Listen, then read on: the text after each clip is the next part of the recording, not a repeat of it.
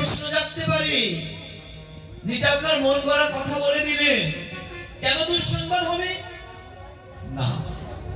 আমি মন গড়া কথা বলি না। আপনারা 98% ভক্তরাই আমাকে চেনেন।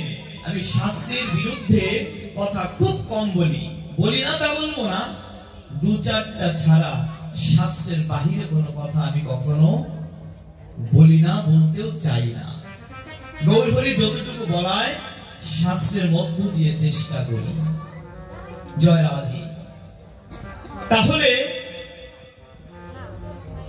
আমাদের ভুলে যেতে হবে, দুর্দিন আসবে। কেন আসবে সেটাও একটু বলে যাই।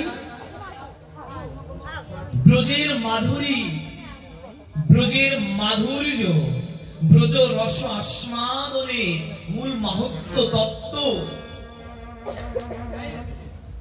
ব্রজের সকল সখাদের নয়নের মণি, ব্রজের সকল ব্রজ গোপীদের মুকুট মণি, অনাদির আদি কৃষ্ণ কানাইয়া ভগবান পুরুষোত্তম।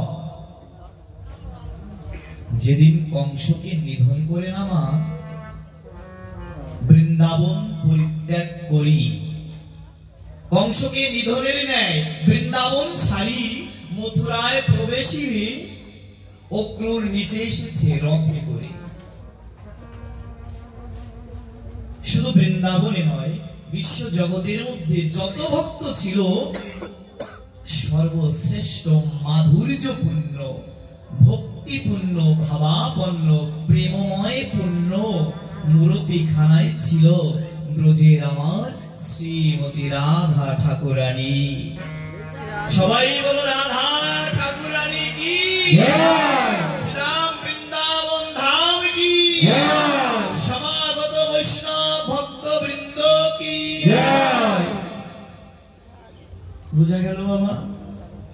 ব্রজের মধ্যে, ওই যুগের মধ্যে রাধা ঠাকুরানীর উদ্বে কোনো ন্যায়, কোন রূপের ভক্ত ছিল না। এখন শ্রীজির প্রাণধন যখন ব্রজ ছেড়ে চলে যায়, ললিতা, চিত্রা, চম্পকলতা, ইন্দুরেখা, সুদেবী, তুঙ্গবিদ্যা, অষ্ট সখীগণ, আরো সখীগণ শ্রীজিকে ডেকে বলছে, ওরাই একবার ছুটে আয়, দেখে যা, সারাদিন তুই অনাহারে কাটিয়েছিস,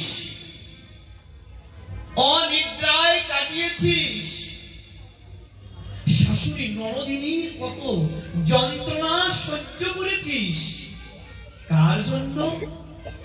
প্রাণ কানাইয়ার জন্য। আর তোর কানাইয়া চলে যাচ্ছে, কানাইয়াকে তুই বাধা দিবি না?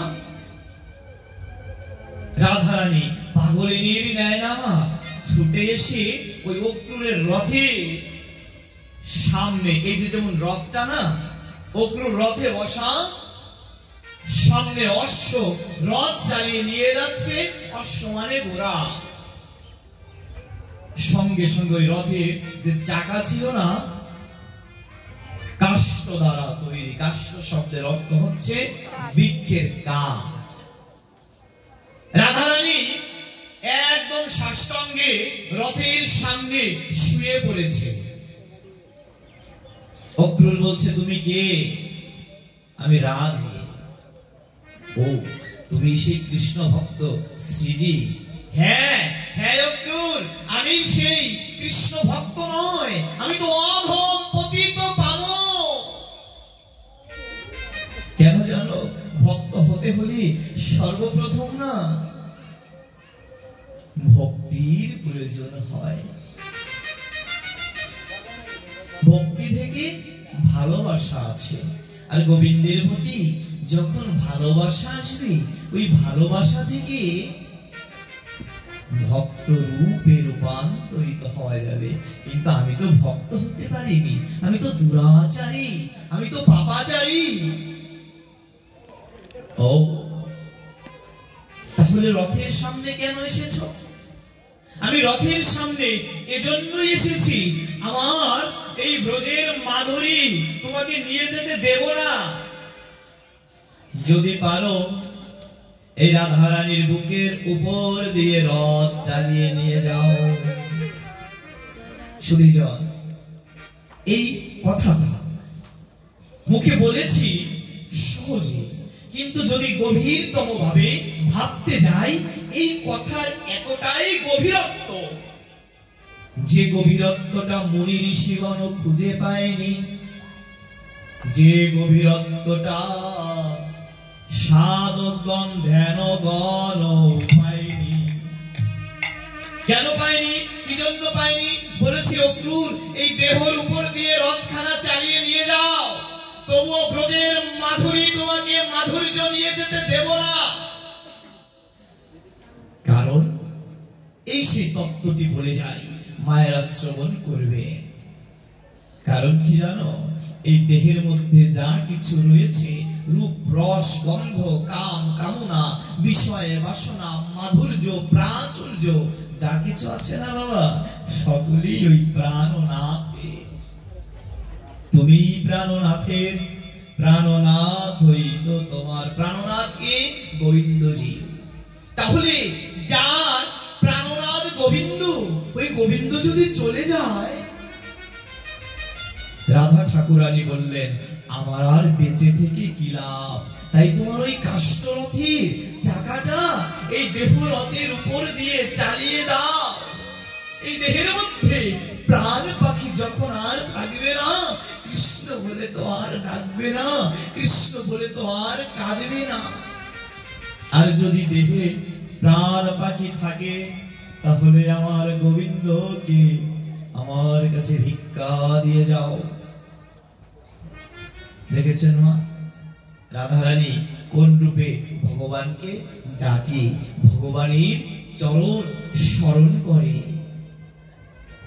তদ্রূপ গোবিন্দ যাইতে সময় বলে গেল, শ্রীজি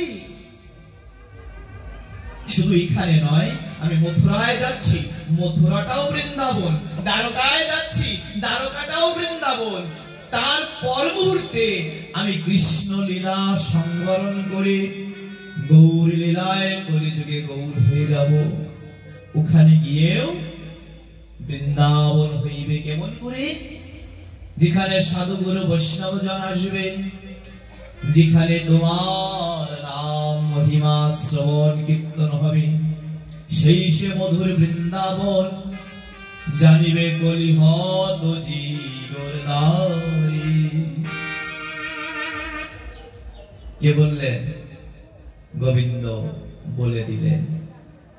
তাহলে আজকে গোবিন্দ যেহেতু বললেন কলিযুগেও বৃন্দাবন হবে, প্রত্যেকটা নগরী, প্রত্যেকটা জীবের দ্বার মাঝে, প্রত্যেকটা জীবের অঙ্গন মানে আঙ্গিনা, আঙ্গিনা মানে উঠোন মাঝে। তাহলে আজ আমরা কোথায় এসেছি বাবা? রাধারানীর কথা, গোবিন্দ জিউর কথা। আজকে আমরা 12 অঙ্গনে এসেছি মা। কোন অঙ্গনে এসেছি আজকে? সবাই বলুন বৃন্দাবন ধাম কি। তাহলে আজ আমরা সকলেই বৃন্দাবনে এসেছি। বৃন্দাবনে ব্রজতত্ত্ব, ব্রজ মহিমা আস্বাদনের লাগি সকলেই ছুটে এসেছি। তাই আর শাস্ত্র কীর্তন করলেন, ওই না মধুর শ্রী বৃন্দাবনে,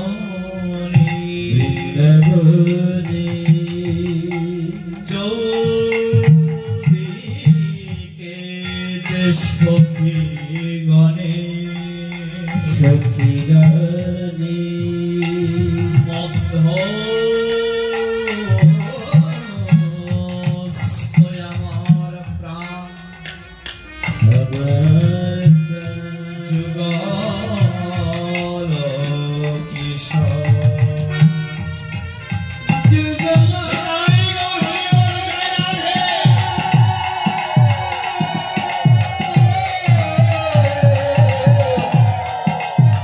Amen.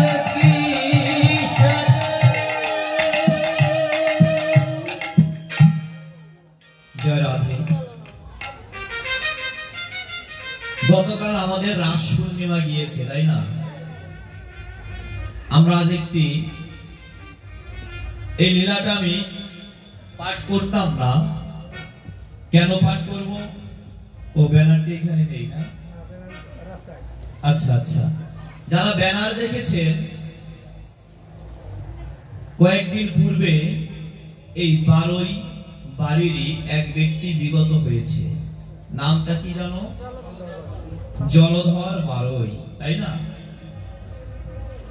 তো মানুষ বলতে জীব, তাতে আপনি, আমি, পশু পাখি, তরুলতা সকলেই জীব আমরা, তাই না বাবা? শাস্ত্র ভাগবতে বলে দিলেন জীব কৃষ্ণ নিত্য দাস। শুধু আপনি মানুষ বলে আপনি কৃষ্ণের দাস তা নয়, জীব মাত্রই কৃষ্ণের চরণের নিত্য দাস। যারা আমরা জগতে জন্ম নিয়েছি সবাই দাসত্ব করার জন্য জন্ম নিয়েছি। কার দাসত্ব?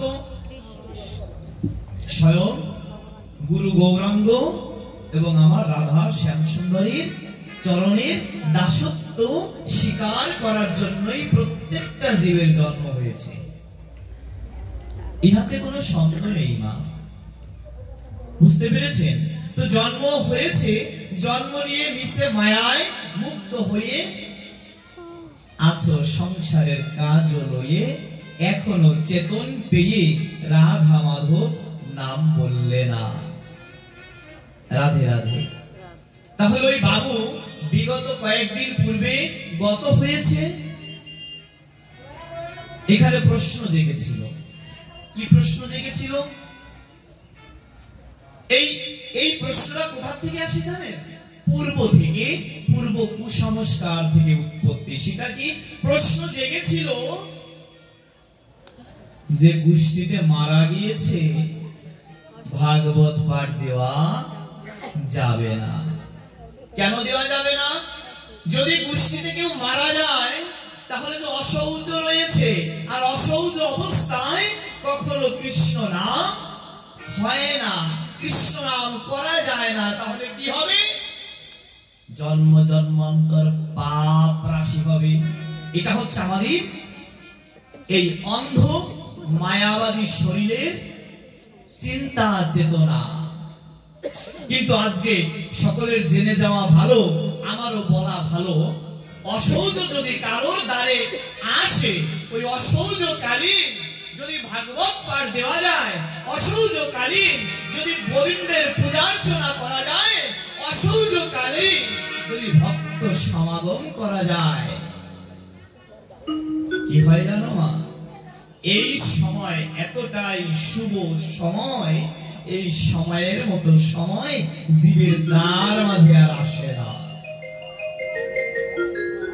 মৃত্যু কালে, মৃত্যু প্রাত কালে, পর কালে গোবিন্দ সর্বত্র ওই গৃহের মাঝে দ্বারের মধ্যে বিরাজমান থাকে। স্পষ্ট জেনে যাবেন গোবিন্দ বিরাজমান থাকে।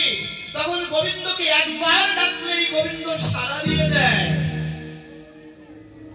আর যখন অসৌচ থাকে না, গোবিন্দ থাকে এই গোলক বৃন্দাবনে, আপনাকে ডাকতে হবে, কাঁদতে হবে, নয়ন জল ঝরাতে হবে, আকুতি মিনতি করতে হবে, তাহলেই তো গোবিন্দ আসবে। লং প্রসেস, অনেক সময়। অসৌচকালে গোবিন্দকে ডাকলে কেমন করে গোবিন্দ পাওয়া যায়, কেমন করে রাধা ঠাকুরানীর কৃপা পাওয়া যায়, এই লীলা মহিমাটা ভাগবত থেকে আজ আমরা আস্বাদন করব মা।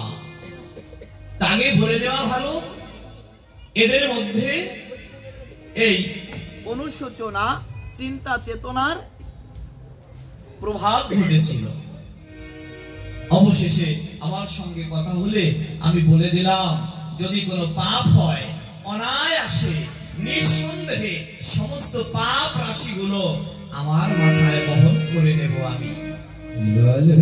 কিন্তু আমি আপনাদের আদেশ দিলাম, আপনারা ভাগবতের আয়োজন করুন, ভক্ত সঙ্গীর আয়োজন করুন। শুধু যান, আপনারা জেনে নেবেন আমাদের সনাতন ধর্মটা ব্রাহ্মণের কুসংস্কারে আজও অনেক কলুষিত। অতএব এই ব্রাহ্মণত্ববাদী সনাতন ধর্ম ছিল, কিন্তু এই ব্রাহ্মণরা নিজের স্বার্থের কারণে ধর্মটাকে কলুষিত করে রেখেছিল। স্পষ্ট বলে দিচ্ছি, স্পষ্ট জেনে যাবেন, জয় নিতাই গৌর হরি বল। তার বাস্তব প্রমাণ দিয়ে যায়, শাস্ত্রের সঙ্গে মিলিয়ে দিয়ে যায়। জয় রাধেশ্যাম। মিলিয়ে কি দিয়ে যাব? এটা বৃন্দাবন রাধারানী বলেছিল, শাস্ত্রের সঙ্গে মিলিয়ে দিয়েছি কি?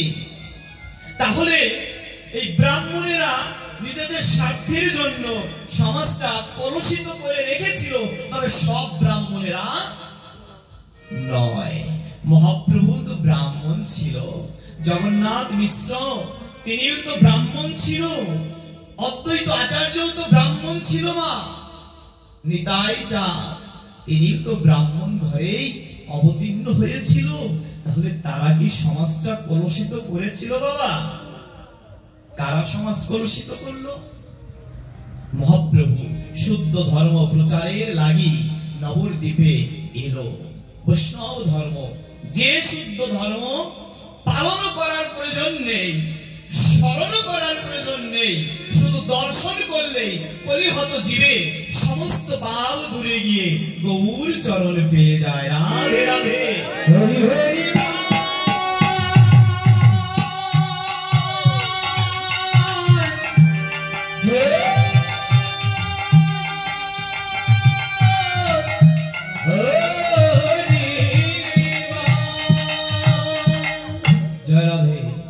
বাবা কি বললেন? যেই বৈষ্ণব ধর্মটা এমন ধর্ম আপনাকে পালন করতে হবে না, ঠিক আছে, সঙ্গও করতে হবে না। সর্বপ্রথম যে বিষয়টি, শুধু দর্শন করলেই, দর্শনে পবিত্র করো, এই তো তোমার গুণ। দর্শন মাত্রই এই বৈষ্ণব এমন মাহাত্ম্যপূর্ণ, এই বৈষ্ণব দর্শন করা মাত্রই কি হয়? জীবের দেহের মধ্যে যত পাপ থাকে, পাপ রাশি দূরে গিয়ে দেহটা পবিত্র হয়ে যায়। তাহলে সঙ্গ করার আগে, পূজা পাঠ করার আগে তো পবিত্রতার প্রয়োজন, তাই না গো? তো পবিত্রতার প্রয়োজন হইলে আপনাকে জল দিয়ে আচমনীয় প্রথমে করতে হবে না, প্রথমে আপনি শুদ্ধ ভক্তির চরণ দর্শন করুন। শুদ্ধ ভক্ত, শাস্ত্রে নারদীয় পুরাণে স্পষ্ট বলে দেওয়া হলো, শুদ্ধ ভক্ত চরণ রেণু ভজন অনুকূল, ভক্ত সেবা পরম সিদ্ধি, প্রেম লতিকার মূল। কি বললেন মা? আমি কেন বলছি দেখুন, শাস্ত্রের সঙ্গে মিলিয়ে নেন। শুদ্ধ ভক্তর চরণ রেণু ভজন অনুকূল, ভক্ত সেবা। আজ ভক্ত সেবা দেওয়া হচ্ছে না? ভক্ত সেবা হচ্ছে কিনা বাবা? ভক্ত সেবা পরম সিদ্ধি, সিদ্ধি সাধন তত্ত্ব যদি এই বিন্দুর মধ্যে ধারণ করা যায়, তাহলে সে অনায়াসে ঈশ্বর তত্ত্ব জানিবারে পায়। তাহলে বৈষ্ণবের চরণের মধ্যে বৈষ্ণবকে দর্শন করা মাত্রই পরম সিদ্ধি লাভ হয়ে যায়। তাহলে আপনি কোথায় যাচ্ছেন? কার কাছে যাচ্ছেন? কি খুঁজছেন আপনি? তো নবদ্বীপের মধ্যে মহাপ্রভু যখন এই বৈষ্ণব ধর্ম প্রচার করতে লাগলো, কিছু কিছু ব্রাহ্মণগণ তারা বললেন, এই কি শুরু করলো ব্রাহ্মণত্ব বা। রাধে রাধে, রাধা রানী কি,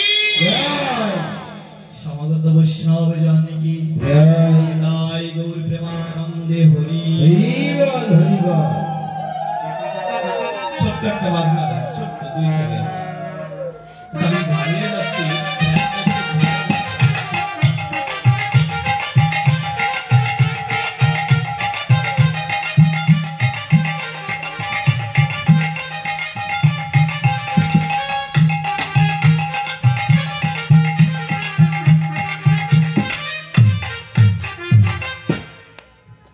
কোন কথায় ছিলাম? শুদ্ধ বৈষ্ণব ধর্ম, তাই তো? 5 মিনিট বলে আমি সরাসরি সেই পারমার্থিক লীলায় প্রবেশ করব। কি মায়েরা লীলা কথা শুনবেন সবাই? কে কে শুনবেন দেখি? সবাই শুনবেন? চেয়ারে যারা বসে আছে তারা শুনবে না বাবা। রাধে। তাহলে লীলা শোনার পূর্বে আগে বাস্তব কিছু কথা শ্রবণ করে তারপরে লীলায় যায়। সেটা কি? ব্রাহ্মণ শাসিত সমাজ অন্যায় অত্যাচার সইতে না পেরে মহাপ্রভু এলো নবদ্বীপের মধ্যে। কি অন্যায় ছিল জানো? এখানে যারা বসে আছেন আপনারা ম্যাক্সিমাম কি সম্প্রদায়? নমশূদ্র, তাই তো? আবার কিছু সম্প্রদায় আছে, এই যে আমার শ্রদ্ধেয় দাদাজি, মালব সম্প্রদায়, তাই না? আবার কিছু সম্প্রদায় আছে মুসলিম সম্প্রদায়, আছে না? এইটা বলে ব্রাহ্মণেরা ডিভাইডেড তৈরি করে নিল। কি ডিভাইডেড জানেন? যিনি জুতো সেলাই করবে তিনি ওই নারায়ণ পূজা দিতে পারবে না, যিনি নদীতে নেমে মাছ ধরবে তিনি বৈষ্ণব সেবা দিতে পারবে না, যিনি নমশূদ্র চাষবাস করবে তারা পূজা পাঠ করতে পারবে না। তাহলে এটা অন্যায় নাকি সঠিক? আপনারা সবাই একটু বলুন তো। অন্যায় না সঠিক? আজকে না হলে ব্রাহ্মণের জয় হবে, না হলে বৈষ্ণবের জয়। মানে বৈষ্ণবের যদি জয় হয় আমার মহাপ্রভুর জয় হবে। আর মহাপ্রভুর যদি জয় হয়, যিনি প্রকৃত ব্রাহ্মণ তার জয় হবে। আর প্রকৃত ব্রাহ্মণের দ্বারা বিশ্ব জগৎ উদ্ধার হবে। কিন্তু অনেক ব্রাহ্মণের লাগতে পারে। কাদের লাগবে জানেন? যারা মহাপ্রভুর ওই দিকের ব্রাহ্মণ তাদের লাগবে। তাদের ব্রাহ্মণ বলে না, তাদের বলা হয় বাউল। আর ব্রাহ্মণ কাকে বলে জানেন? ঈশ্বর পরম কৃষ্ণ সচ্চিৎ আনন্দ বিগ্রহ অনাদির আদি গোবিন্দ সর্বকারণের কারণম। এই অনাদির আদি গোবিন্দ পরম পুরুষোত্তম ব্রহ্মকে যিনি জানতে পেরেছে, যার এই দেহের তালুর উপরে ব্রহ্মকে ধারণ করতে পেরেছে জগতের বুকে, একমাত্র সেই পরম ব্রাহ্মণ। কথা বোঝা গেল বাবা? জেনে রাখুন সেই ব্রাহ্মণ। তাহলে এখানে প্রশ্ন জাগে, বাবা ব্রাহ্মণ হতে হলে তো জন্ম নিতে হবে ব্রাহ্মণের ঘরে? না, ব্রাহ্মণের ঘরে জন্ম নেওয়ার প্রয়োজন নেই। শাস্ত্র বললেন গৌরীয় কণ্ঠহার। আপনারা সকলেই শিক্ষিত, সকলের চক্ষু আছে, জ্ঞান আছে, দেখে নেবেন। আমি শাস্ত্রের নাম বলে দিলাম, গৌরীয় কণ্ঠহার। সেখানে স্পষ্ট বলে দিলে কেবা বিপ্র কেবা নাসি, শূদ্র জ্ঞানে নয়, যেই কৃষ্ণ তত্ত্ববেত্তা সেই সে গুরু ব্রাহ্মণ হয়। বলো ব্রাহ্মণ দেবতা কি? তাহলে আমি কিন্তু ব্রাহ্মণের জয় দিয়েছি, ব্রাহ্মণের ক্ষয় দিইনি। ক্ষয় হবে কাদের জানেন? যারা প্রকৃত ব্রাহ্মণ নয় তাদের ক্ষয় হবে। এইবার মনে প্রশ্ন জাগে যে বাবা তুমি যে বললে ব্রাহ্মণ কুসংস্কার লটাচ্ছে, ব্রাহ্মণ চিনবো কেমন করে? আমরা সবাই যে ব্রাহ্মণটা চিনি ওই ব্রাহ্মণটাকে 2 মিনিট চিনাই। চিনাবো দাদা? দেখবেন বাজার থেকে সস্তা দামের একটা পৈতা কিনে আনে। আগে ব্রাহ্মণকে চিনুন, এটা হচ্ছে কুব্রাহ্মণ। ব্রাহ্মণ নয়, ব্রাহ্মণধারী বেশধারী নামক অসুরের চাইতেও জঘন্য নিকৃষ্ট। আপনি বাড়িতে লক্ষ্মী পূজা করবেন, মায়েরা কথাটা শুনবেন, লক্ষ্মী পূজা করবেন বাবা। আপনার ঘরে যে স্ত্রী মেয়ে তারা কি করেছে? বা আপনি এখানে ভজন রাজ্যে প্রবেশ করলে স্বামী স্ত্রী যে সহবাস করা হয় গভীর নিশীথে, ওই পূজার আগের দিন সহবাস পরিত্যাগ করে সংযমী যাপন করতে হয়। বুঝতে পারলেন? করেন না অনেকে, লজ্জা নয়, জানার বিষয়। অনেকে করেন না, একাদশীর আগের দিন সংযম করেন না। গৌর হরি বল। মাছ মাংস ত্যাগ করেন না? কথাটা ভালো করে শুনবেন, ভালো করে শুনবেন। এই কথাটা শুনতে পারলে, বুঝতে পারলে ওই ঘরে আর ব্রাহ্মণ ঢুকিয়েও পূজা করার দরকার নেই। শুদ্ধ ব্রাহ্মণ পেলে করবেন, না পারলে আপনি নিজেই ব্রাহ্মণ হয়ে যাবেন। কোনো দুঃখ নেই, কোনো পাপ নেই মায়েরা। তাহলে মা বাবা শুদ্ধভাবে কি করছে? সংযমী করে পূজার নৈবেদ্য সাজিয়ে উপোস করে না খেয়ে বসে আছে। আর ওই যে ব্রাহ্মণরা আসার সময় বাজারের মধ্য থেকে সিঙ্গারাপুরীর দোকানে বসে সিঙ্গারাপুরীর সামোসা খেয়ে যাচ্ছে পূজা করতে। আমার নিজের চোখে দেখা, যদি মিথ্যা কথা বলি ভগবান এই আসরে বসে যেন আমার চোখ দুটো তুলে নেয়, অন্ধ করে দেয়। গৌর হরি বল। এবার সে গিয়ে কি বলছে? কালী পূজার মন্ত্র, মায়ের মন্ত্র, সর্বমঙ্গল মঙ্গলে সর্বাত্ম শিবের সাধিকে শরণ্যে ত্রম্বকে গৌরী নারায়ণী নমস্তুতে। এবার ওখানে বলতেছে কি? টং টং সরস্বতী মহাভাগে বিদ্যা কমলোচনে বিশ্বরূপে বিশালাক্ষী বিদ্যাং দেবী নমস্তুতে। কালী পূজার মন্ত্র বলছে সরস্বতী পূজায়, আর সরস্বতী পূজার মন্ত্রে গিয়ে বলছে কালী কালী মহাকালী কপালিনী। আমার নিজের চোখে দেখা। যদি কারোর মনে প্রশ্ন থাকে আমার ফেসবুক পেজের মধ্যে প্রবেশ করে দেখবে, ব্রাহ্মণের ওই মন্ত্র পড়ার ভিডিওটা আমি সুন্দরভাবে স্কিপ করে রেখেছি। জয় নিতাই গৌর হরি বল। এইবার ওই ব্রাহ্মণের আরো কি হলো মা জানেন? কণ্ঠে একটি তুলসী মালা পর্যন্ত নেই। শাস্ত্রে স্পষ্ট বললেন তুলসী ব্যতীত ভগবান বলেন, দেবতা বলেন, কেউ কখনো প্রসাদ গ্রহণ করে না। স্পষ্ট জেনে যান। কালী, লক্ষ্মী, দুর্গা, সরস্বতী সবাই এমনি ভাবে হাত তুলে বসে থাকে। কখন কৃষ্ণ নিবেদিত প্রসাদ পাবো? কৃষ্ণ প্রসাদ পেয়ে দেবতাগণকে প্রসাদ দেয়, ভক্তগণকে প্রসাদ দেয়। ওমা, তাহলে কৃষ্ণের ভোগে তুলসী লাগে, আর তুলসী যদি না দেন তাহলে কৃষ্ণ গ্রহণ করবে না। আর কৃষ্ণ যে প্রসাদ গ্রহণ করে না, কোন দেবতার বাবারও সাধ্য নেই ওই প্রসাদ গ্রহণ করার জন্য। বোঝা গেল? তাহলে নৈবেদ্য সাজালে দেহ নৈবেদ্যে তুলসী দিলে না, ওই নৈবেদ্যে তুলসী দিলে না, তাহলে কি কি ভগবান কেমন করে গ্রহণ করবে বলো বাবা? সত্য না মিথ্যা বলুন? তাহলে ব্রাহ্মণ এসে এইভাবে কি পূজা করছে ও জানে, ওর মাথা জানে, মুন্ডু জানে, কপাল জানে।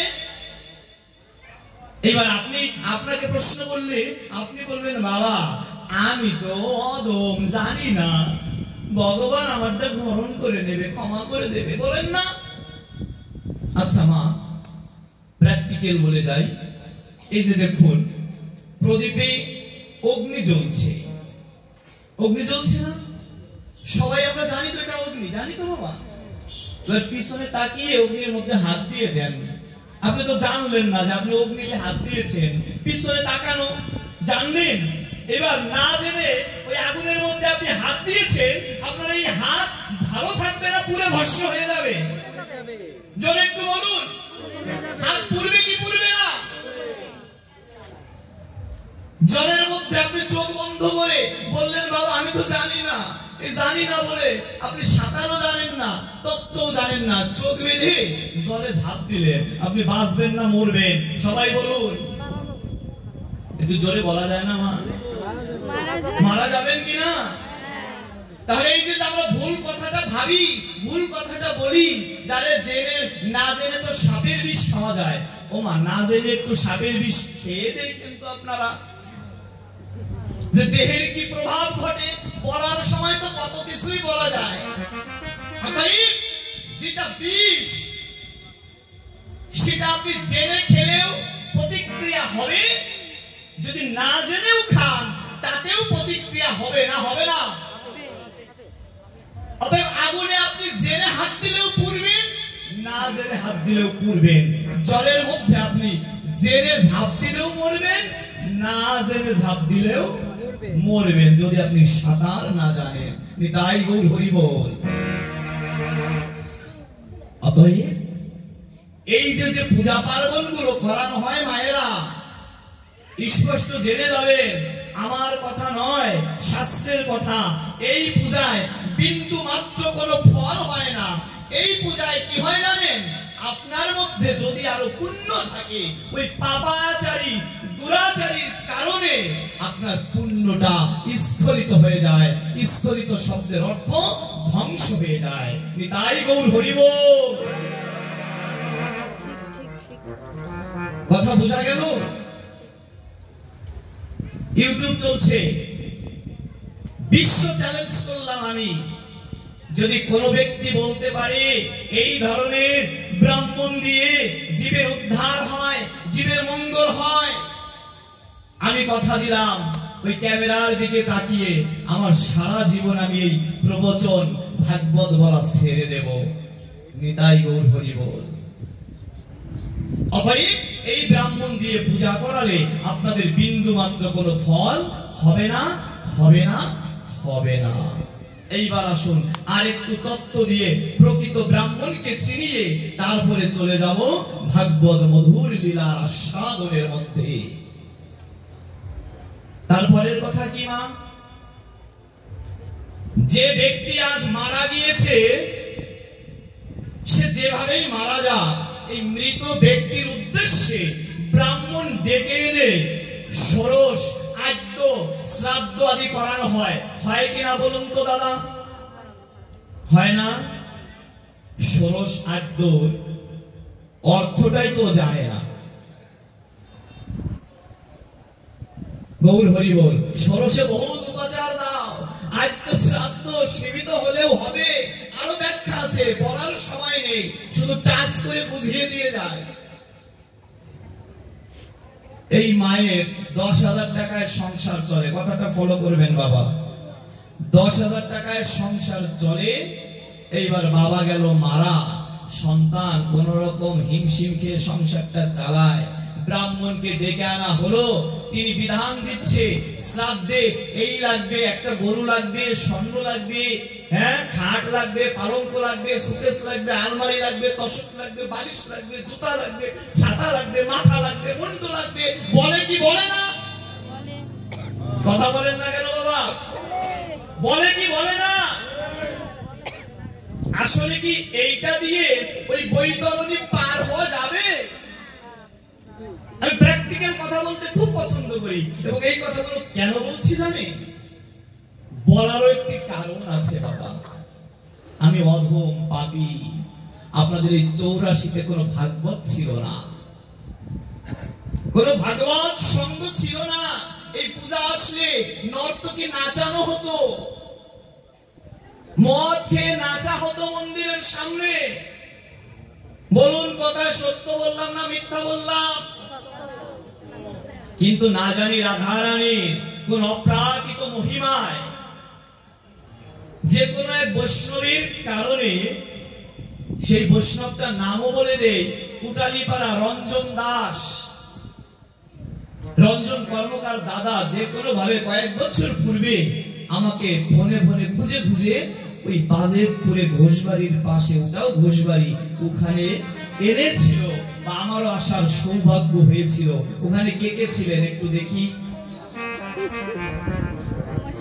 বাহ, রাধে রাধে। ওখানে এসে আমি কালী পূজা, দুর্গা পূজা সম্পর্কে, রাধারানী সম্পর্কে তত্ত্ব বলেছিলাম, তাই তো? তো দেখুন ভগবানের কি মহিমা। এই 84 অনেক যুবক ছেলেরা ওই পাঠে ছিল। পাঠ শেষ করে তারা আমার কাছে এসে আমাকে জড়িয়ে ধরে বলছে, দাদা জীবনটা ভুলে ভুলে পার করে দিলাম, কৃষ্ণ চরণ তো ধরার প্রচেষ্টা করলাম না। তখন ওই যে অলোক বাবু আছে, আরো অনেক নাম আছে, আমি সবার নাম জানি না, গৌরাঙ্গ বাবু, দুর্গা মন্দির, ওইখানে এই 84 গ্রামের মধ্যে সর্বপ্রথম ভাগবত পাঠ হয়, জানেন আপনারা? তার আগে কোনো ভাগবত পাঠ 84-তে ছিল না, নাচানাচি ডিজে ছিল। তো ওইখানে আমাকে 4 দিন নিমন্ত্রণ করলেন উনরা। আমি 2 দিন এসেছিলাম, আর 2 দিন পারিনি, মিলনদা এসেছিল 2 দিন। ওই যে ওখান থেকে রাধা রানী অপ্রাকৃত কৃপায় ওই নর্তকী মদ খাওয়া পরিত্যাগ করে আজকে আপনাদের এই 84তে পালাক্রমে প্রতিযোগিতা সহ ভাগবত পাঠ চলে, বৈষ্ণব সেবা চলে। সত্যি না মিথ্যা? তাহলে আমিও আজ ধন্য যে 84তে আমি পদার্পণ করে আমি তো অভক্ত, কিন্তু আপনাদের মতন শুদ্ধ ভক্তের চরণ তো দর্শন করতে পারি। আরেকটা কথা না বললে নয়, একটু বলে যাই, তাতে ভালো কর মন্দ কর। এই দেখুন আমার একটি দিদি, বলা যাবে না আমার থেকে বয়স একটু কম হতে পারে, ছোট বোনই বলি। কেন বলবো? এই সুমন মণ্ডল আমার পিসাতো বোনের হাজবেন্ড, আপনারা জানেন অনেকে, আমার ছোট পিসির মেয়ে, তার হচ্ছে ননদ হয়। বোন মানে আবার অন্য সম্পর্কে কি হলো? বিয়াই, তাই না? অতএব ভক্তি জীবনে ওই বিয়াইনের এটার কোনো মূল্য নেই। সে ভক্ত, তার চরণে প্রণাম জানাই। এই ব্যক্তিটি ওই আসরে উপস্থিত ছিল, তখন সাধু ছিল না। আমি কি বলেছি আমিও জানি না। ওই দিনকার পর থেকে আস্তে আস্তে তার এই ভাবের মতি একদিন হঠাৎ করে আমার চরণে প্রণাম করেছে। আমি তো চিনতে পারিনি, বুঝতে পারলেন? দেখি এই চিনতে পারিনি। ওরা আমারে বলছে, প্রভু আপনি ওই তো পাঠে এসেছিলেন, আপনার পাঠ শ্রবণ করে আমি এই জাগতিক সম্পর্ক ত্যাগ করে এইভাবে রাধা রানী দুটি রাতুল চরণ সম্বল করেছি। তাকেই বলেছি, মা আমি অধম পাপী, হয়তো এই গ্রামে আসার সময় হয় না আমার, এখন সময় করতে আমার খুব কষ্ট হয়ে যায়।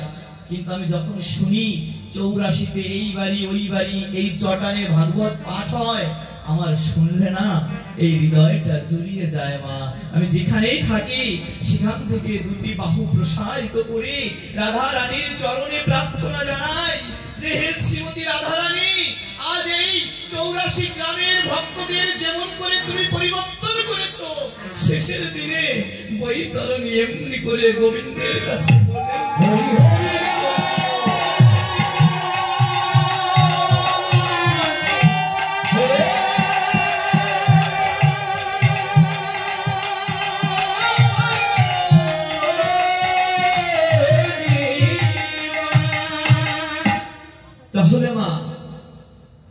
এই কথার পূর্বে ছিলাম ওই ব্রাহ্মণ দিয়ে পূজা করালে পাপ হবে। এইবার এই মৃত্যু হয়েছে এই শ্রাদ্ধে এই না, শাস্ত্র বলে দিলেন শ্রাদ্ধে কার্যে কখনো বহু দ্রব্য উপাচারের প্রয়োজন হয় না। স্পষ্ট জেনে নাও, শুদ্ধ ভক্ত দ্বারা নয়নের জল দিয়ে একটু পুষ্প তুলসী দিয়ে শ্রাদ্ধের মন্ত্র বলে নারায়ণের চরণে অর্পণ করলে শ্রাদ্ধ সম্পূর্ণ হয়ে যায়। কথাগুলো শুনবেন, গরুর পুরাণ স্পষ্ট বলে দিলেন যে ব্যক্তি মারা যায় তার উদ্দেশ্যে যখনই আপনি মাছ দিয়ে শ্রাদ্ধ করবেন, ওই ব্যক্তি উদ্ধারের বদলে উদ্ধার না হয়ে আর নরকগামী হবে। বুঝা গেল মা? শ্রাদ্ধ যদি মাছ দিয়ে করা হয়, ওই ব্যক্তি বিষ্ণু চরণ প্রাপ্তি না হয়ে জমালয়ে যাবে। তার সত্য বাস্তব প্রমাণ কি? বিষ্ণুর প্রসাদ, বিষ্ণুর আহার্য বস্তু কি? প্রসাদ। প্রসাদ কি? সাধারণত বৈষ্ণবরা যেটা নিবেদন করে, আজ এখানে যেটা আমরা পাবো, তাই না? এখন এইখানে যদি একটা মাছ রান্না করে এনে সবাইকে দেই, আপনারা খাবেন? বিষ্ণুর সামনে যদি মাছ রান্না করে নিয়ে দেওয়া হয়, বাবা বিষ্ণু কি খাবে? কথাটা ভজনমুখী ফলো করবেন। খাবে বিষ্ণু? কে খাবে? খাবে না? তাহলে শ্রাদ্ধের সময় কার কাছে মৃত আত্মাকে নিবেদন করছেন? কার উদ্ধারের লাগি? ভগবানের কাছে। ভগবান কি? শ্রী বিষ্ণু। তাহলে মা এইখানে ভক্তরা মাছ খাবে না, বিষ্ণু মাছ খাবে না, আর আমি মাছের থালাটা দিয়ে একটি কই মাছ জিয়াল মাছ পুড়িয়ে বিষ্ণুর সামনে দিচ্ছি তুলসী পাতা দিয়ে, তাহলে বলুন বিষ্ণু এই প্রসাদ গ্রহণ করবে নাকি আর প্রধান্বিত হয়ে তাকে নরকগামী করবে? কথা বলুন। আজ আমরা কথা বলি না দেখে সমাজের এই দুর্গতি। অনেকে বলে সনাতন ধর্ম নষ্ট হয়ে যাচ্ছে। নো, সনাতন ধর্ম চিরন্তন সত্য। এই সনাতন ধর্মের ক্ষয় নেই, ক্ষয় হয়ে যাচ্ছে আমাদের মতো পাপাচারী দুরাচারী ব্যক্তিগণ। তাই তো বাবা, আমাদের মতো ব্যক্তিগণ আমরা ক্ষয়। এই ক্ষয় থেকে আমাদের উঠতে হবে, বাঁচতে হবে, না হলে নিস্তার নেই। যেদিন যমরাজায় ধরবে না সেদিন বুঝবে কি করেছিলাম। তাহলে আপনি আজ সুসন্তান হয়ে মৃত আত্মার উদ্দেশ্যে মাছ দিয়ে শ্রাদ্ধ অর্ঘ করলেন, ওই পিতাকে নরকগামী করলেন। এক যুগ নয় 100 যুগ তপস্যা করে প্রায়শ্চিত্ত করে বৈষ্ণব সেবা দিয়ে বিষ্ণু পূজা করে তারপর ওই নরক থেকে ওই আত্মাকে উদ্ধার করে আনতে হবে। কত যুগ? 100 যুগ। তাহলে আপনারা কোনটা করবেন? পিতা মাতাকে কি গোলক বৃন্দাবনবাসী করবেন নাকি ওই 100 যুগ পিছিয়ে নরকে ফেলে দেবেন? সবাই একটু বলুন, কোথায় দেবেন? কোথায়? লজ্জা লাগছে মা? আমরা এগুলো করি দেখে লজ্জা লাগছে? সবাই মুখে আমি একটু শুনতে চাই। কোথায় দেবে? গোলক বৃন্দাবন। গোলক বৃন্দাবনে দিলে কি করতে হবে? যেই ব্রাহ্মণের গলায় তুলসীর মালা নেই, যেই ব্রাহ্মণের ললাটে তিলক নেই, যেই ব্রাহ্মণের হাতে জপের মালা নেই, যেই ব্রাহ্মণের বদনে কৃষ্ণ নিবেদিত শুদ্ধ প্রসাদ নেই, রাধে রাধে, ওই ব্রাহ্মণ দিয়ে কখনো পূজা শ্রাদ্ধ অর্ঘ্য কিছুই করানো যাবে না। সবাই বলুন, যাবে না, যাবে না, যাবে না। আর যে করাবে সেই মরবে, উদ্ধারের কোনো গতি সবাই বলুন হবে না। গলায় কি হিট নেই? সবাই বলুন হবে না, জোরে হবে না, হবে না। অতএব ওই কপট দুরাচারী ব্রাহ্মণ ত্যাগ করে শুদ্ধ ব্রাহ্মণ, আমি বলে গেলাম কথার মধ্যে, ব্রাহ্মণের ললাটে তিলক, কণ্ঠে মালা, হাতে জপমালা, বদনে নিবেদিত প্রসাদ। তাকে ব্রাহ্মণ ঘরে যে জন্ম নিতে হবে তা নয়। বা এই যে আমার কৃষ্ণদা মালর কুলে জন্ম, ইনাকে দিয়ে যদি পূজা করান, ইনি যদি এই রূপ হয়, এই পূজা সঠিক হবে। বুঝা গেল? এই ব্যক্তি নমশূদ্র কুলে জন্ম, ইনার যদি ললাটে তিলক থাকে, কণ্ঠে তুলসী থাকে, শাস্ত্র জানে, একে দিয়ে পূজা করালে আপনার উদ্ধার হবে। আর ওই জন্মগত ব্রাহ্মণ দিয়ে পূজা করালে নরকে যেতে হবে, কেউ নিস্তার করতে পারবে না। উদ্ধার করি কিভাবে? গয়া ধামে গিয়ে পিণ্ড দেই বাবা, দেই না? কেন? ব্রাহ্মণ দিয়ে কি প্রাচিত্য করলেন? এত প্রাচিত্য, হোম যজ্ঞ তাপ তপস্যা, তাহলে গয়া গিয়ে কেন পিণ্ডি দিচ্ছেন? কেন গয়া গিয়ে পিণ্ডি দিচ্ছেন? জেনে রাখুন, যদি শুদ্ধ ব্রাহ্মণ দ্বারা শ্রাদ্ধ অর্ঘ্য করানো যায়, গয়া গিয়ে আর পিণ্ড দিতে হয় না। শ্রাদ্ধ অর্ঘ্য সঠিকভাবে আমাদের হয় না বলে গয়া গিয়ে আমরা পিণ্ডদান করতে হয়। সঠিকভাবে হয় না বলে এমনি ভাবে ভাগবতের সেবা, মহাপ্রভুর ভোগরাগ, বৈষ্ণব সেবা দিতে হয়। বোঝা গেল না? অতএব ওই ব্রাহ্মণ ছাড়ো, প্রকৃত ব্রাহ্মণ দিয়ে সেবা পূজা, যাগ যজ্ঞ হোম তপস্যা আদি করো, এতেই সকলের মঙ্গল হবে। আজ এই যে ব্যক্তি মারা গিয়েছে, আমি একটু শুনেছি, যদিও অপমৃত্যু ভাবে মৃত্যু ঘটেছে, জেনে যান এই ব্যক্তির আত্মা উদ্ধারের জন্য যদি এহেন ব্রাহ্মণ দিয়ে আপনারা কাজ করে থাকেন, ওই ব্রাহ্মণের কাজে বিন্দু মাত্র কোনো ফল প্রতিশ্রুতি আপনারা পাবেন না। স্পষ্ট। এই নাম কি, বাবুর নাম কি মারা গিয়েছে? জলধর বারই। ওই মাছ মাংস খাওয়া ব্রাহ্মণ দিয়ে, তিলক নেই, তুলসীর মালা নেই, ওই ব্রাহ্মণ দিয়ে যদি শ্রাদ্ধ করিয়ে থাকেন, আমি বলে যাই, শাস্ত্র বলে যায়, ওই আত্মা উদ্ধার হবে না, হবে না, হবে না। এটাও বলে যাই, কিসে উদ্ধার হবে জানেন? আমি আগেই বলেছি, আমি অভক্ত পামর, আমাকে বাদ রেখে দিলাম। কিন্তু আজ দূর দূরান্ত থেকে আপনাদের মতন শুদ্ধ ভক্ত, বাবা কথা বলবেন না, রাধে রাধে, কথা বলা যাবে না, কথা বলা যাবে না। প্রশ্ন থাকলে অবশ্যই পরে করতে পারবেন, এখন কথা বলা যাবে না।